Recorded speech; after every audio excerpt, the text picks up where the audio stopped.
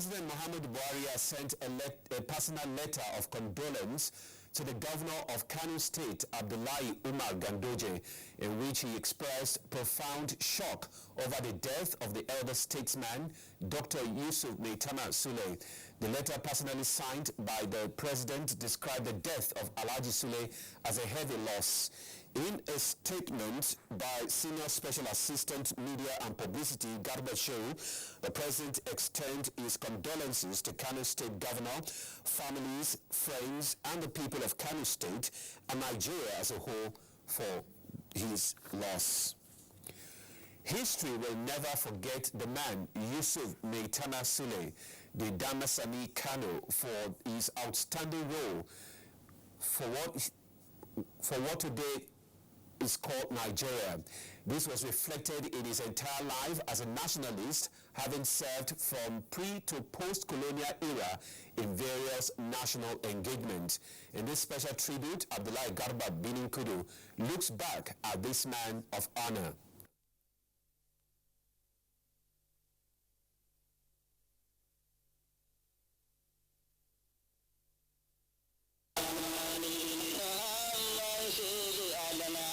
The leaders of that time, as well as those of us that followed them, were, intellectually speaking, people who were patriotic. Yusuf Maitama Sule, a man of his word who had been in national limelight right from pre-colonial to post-colonial era. His selfless service and contribution to national struggle and emancipation of the African spirit of development as a diplomat, politician, and international orator brought much respect, dignity to Nigeria, as well as a guide to succeeding generation. Indeed, the Damasani was a social mobilizer of high repute right from the development of the Nigerian state. Hospitals, adult education classes, schools, bridges, and roads are all built and made for your own benefit. Born in 1929, the Damasani Kano participated actively in national politics and had been part of the struggle of independence of Nigeria. His appointment as Minister of Mines and Power in 1959 and that of oil provided a platform for the development of Nigeria's oil and gas industry. This resulted in the Nigeria's membership in the Organization of Petroleum Exporting Countries, OPEC, and the establishment of the National Oil Company, now known as NNPC. As an international orator and mobilizer, late Maitama Sule commanded respect at whatever occasion, which made him a mentor to all. As a politician, the late Damasani Kano left a mark as a believer of politics without bitterness, having conceded defeat to Alhaji Shehu Shagari as one of the aspirants in the 1979 presidential election of the National Party of Nigeria, NPN.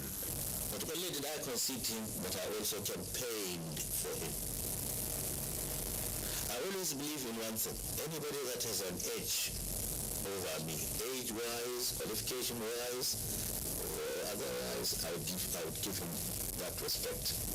Shagari, Elijah Simmons, followed by my gunner, followed by myself. And we agreed that we have to do the right thing because somebody has to lead this country, and somebody has got to be given responsibility for leadership.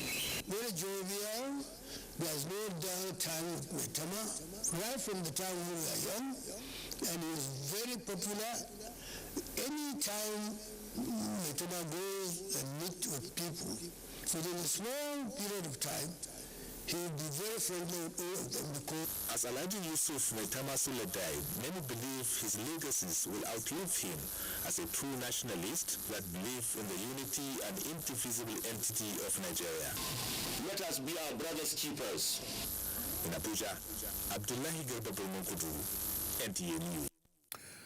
Acting President Professor Yemi Osinbajo joined other heads of state and government in Addis Ababa for the 29th Assembly of the African Union. State House correspondent Jide Onifade reports that the focus for the meeting is on harnessing the benefits in the increasing population of youths for a greater African continent. It was the former American president that said the best way to predict the future is by creating that future that we craved for. And that's exactly what African leaders are doing here, having realized that the African youth are hungry for actions and need results. The United Nations being represented here by the Deputy Secretary General, Nigerian's Amina Mohammed, reports that unlike other regions, the proportion of youth in Africa's total population is rising. 226 million of age 15 to 24, she says. While this growth is said to provide the opportunity for a demographic dividend, it also presents the risk of soaring rates of youth unemployment and other challenges. Acting President Yemi Osinbajo told the African leaders that the Nigerian government have put in place strategic policies that are aimed at addressing the challenge holistically. Basically for and options that could be exploited for continental transformation. From the African Union headquarters in Addis Ababa, Ethiopia, Jide Onifade, NTA News. The menace of congestion at various ports and customs warehouses nationwide as a result of seized unclear cargoes remains a major concern to the federal government. It is in a bid to eliminate congestion at the Nigerian Customs Service introduced a faster and more transparent process of disposing of such items through auction. Correspondent Shegun Lawale has details of the inauguration of the new platform by the Controller General of Customs. And overtime cargoes in the past was done manually. The process described as grossly abused with attendant sundry corruption allegations against Customs Service, while congestion of the ports was the order of the day. With a clear departure from the traditional process, which allows only friends of customs and the rich, the electronic platform gives every prospective bidder equal opportunity to bid for two items in a manner that is transparent and accountable by logging on to designated websites. When I said abuse, the whole process was only open to those who have access to members of the Nigerian Customs Service.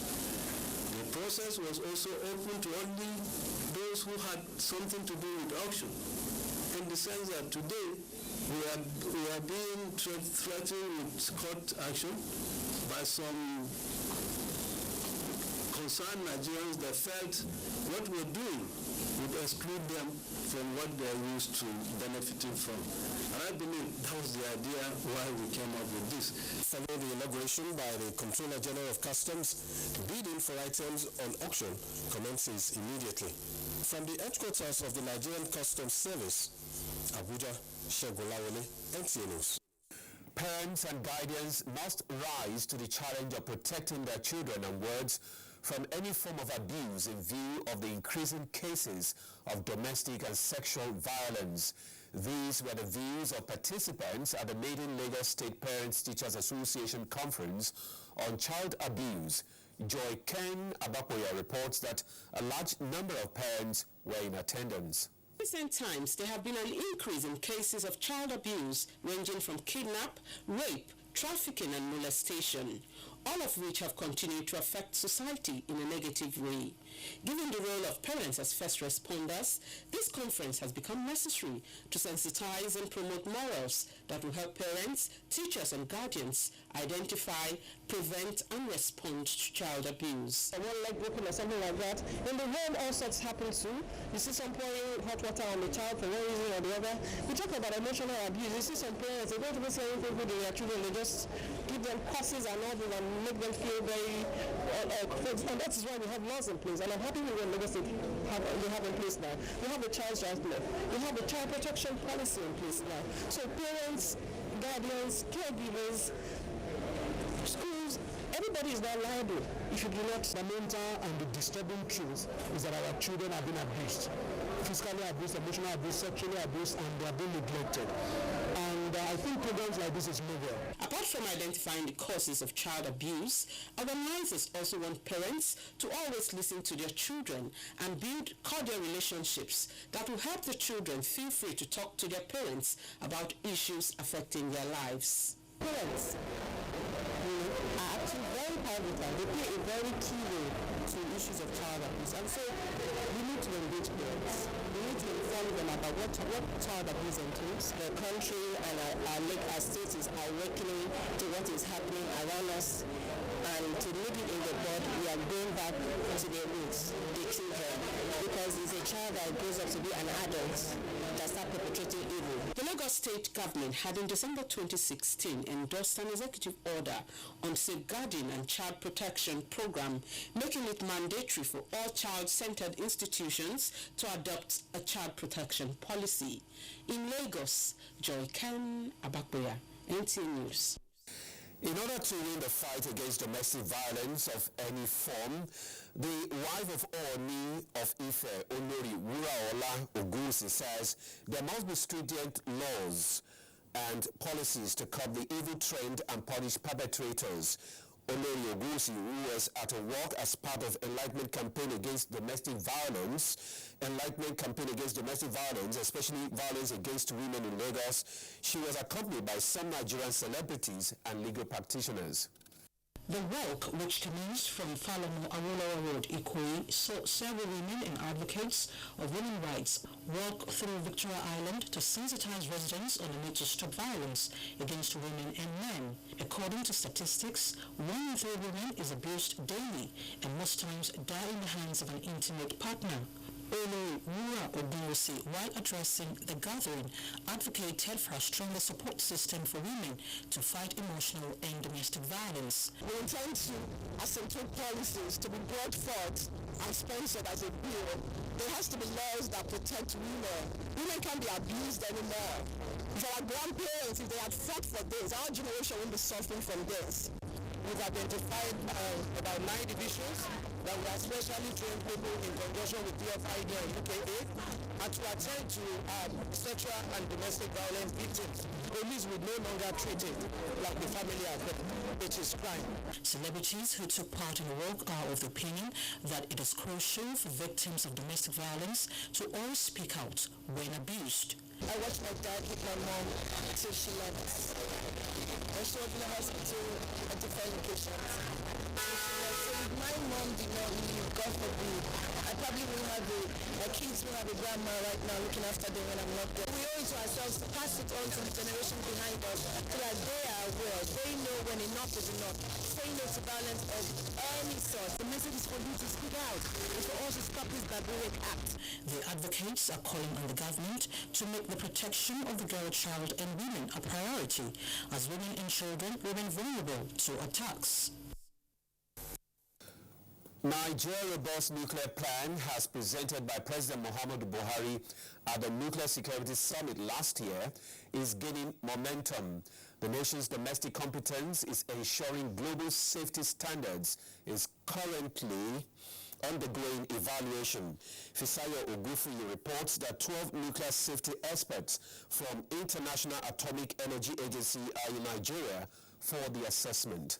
Security Summit in the United States last year signposted efforts by the continental power to convert the vast potentials in the peaceful uses of nuclear energy to solve some development challenges in the key sectors of the nation's economy.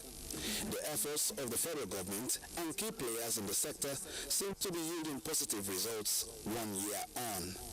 The International Atomic Energy Agency has 12 of its experts in Nigeria to evaluate the nation's competence in ensuring global safety standards in the deployment of its technology in areas like research, agriculture, power, oil and gas, and healthcare delivery. It's clear that from this experience in the nuclear field, some benefits could be also derived for other applications, taking into account that the regulatory framework in the nuclear sector is particularly on the safety-related aspects. We are trying to implement nuclear power program. It is by this that we will be judged, and the international community will have confidence in the fact that we can regulate nuclear processes justice properly. The 12-day peer review program will see the IAEA experts inspecting some facilities across the country, including Nigeria's nuclear research reactor at the Ahmadu Bello University in Zaria. In Abuja, Fisai Ogunfuyi, NTA News. Lagos State public servants have been urged to continue to exhibit absolute responsiveness and diligence in ensuring quality service delivery to the citizenry in consonance with the state government's policy of inclusiveness. The head of service, Olabowale Ademola, made a call at a press conference to formally herald the commencement of the 2017 Public Service Week celebration at the Secretariat Alausa, Ikeja. Nisa Osula reports. The head of service noted that the Public Service Week celebration is significant as it provides an opportunity to reflect on the journey and progress made so far towards transforming the state civil service into a modern, innovative and effective instrument of governance and development of the state. It therefore only stands to reason that any system that fails to change, evolve or adapt to accommodate emerging realities will not only become irrelevant, but is most likely to atrophy. The state government has therefore lined up activities stretching over a week, which would culminate on the final day on the 6th of July in order to show how important the day is to the Public Service Office. The theme of this year's celebration is "The Future is Now, Accelerating Public Service Innovation for Agenda 2030. In Lagos, Lusa Osula, NTA News. The Western Naval Command of the Nigerian Navy has reiterated its commitment to ensure adequate security of lives and property of schools within the command. The flag officer commanding Rear Admiral Ferguson Dokas Mobai stated this during the commissioning of some blocks of classrooms at the Navy Primary School, Ogukomaiko in Lagos. Rotimi Oluwagbemi compiled the story. Rear Admiral Ferguson Dokas Babai was received by a guard of honor mounted by the Navy Primary School pupils Okokomaiko.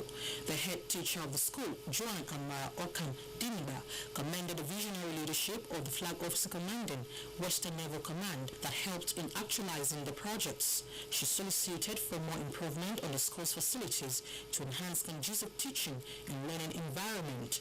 I'm positive that this visit will no doubt mark a turning point in our school. One will not forget in a hurry. Rear Admiral Babai and his entourage were later conducted round the various blocks of classrooms renovated by the command. He applauded the school management for their efforts in transforming the school buildings. He also stressed on the impact of conducive environment for quality learning. People are clamoring for what we call the restructuring of the country, so that tomorrow there will be the drivers that will drive the country in a manner that we will be proud of. And when we read their CV, we will hear that the president of Nigeria went to Nigerian Navy Primary School, Okokomaiko. You know it's good. The Nigerian Navy Primary School, Okokomaiko, was established on the 2nd of July 1988 to cater for the basic educational needs of the children of officers and ratings. In a similar vein, the Flag Officer Commanding also commissioned the Lagoon Bar at Western Naval Command Headquarters, Apapa. Content is key to success in this era of digital television. Executive Director Engineering NTA Stephen Moses Opanachi said this at a meeting with management and staff of NTA Ilorin, Kwara State.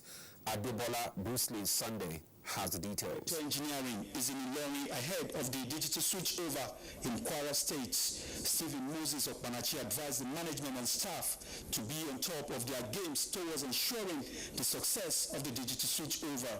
We must design programs that is relevant to the needs of the people in Kwara State. 28 other content coming to compete with you will not be within Kwara State. But what will make you to be an edge over them is your content. We do our best to ensure that we put ourselves permanently there. We try to make sure that whatever content we are going to provide will be for the best interest of the people of Kwara State. The executive director also took a facility tour of equipment in the station. in Ilorin, Kwara State. Adebola, Brooklyn Sunday, NTA News. And now to sports. Zimbabwe's visitor Mapwanya is happy with his victory at the West African Gulf 4B and East-Stoke tournament in Abuja. Prince Kevin Ehua has submitted petition following the nullification of the election as president of Gymnastic Federation of Nigeria. Dende Sani has the details. Competitions are incomplete without medals, as winners who emerge after every competition, irrespective of the nature, location and size of the competition, will be presented medals for a job well done. A medal is a symbol of victory, be it gold, silver or bronze, cherished by athletes and also a tool for documenting history.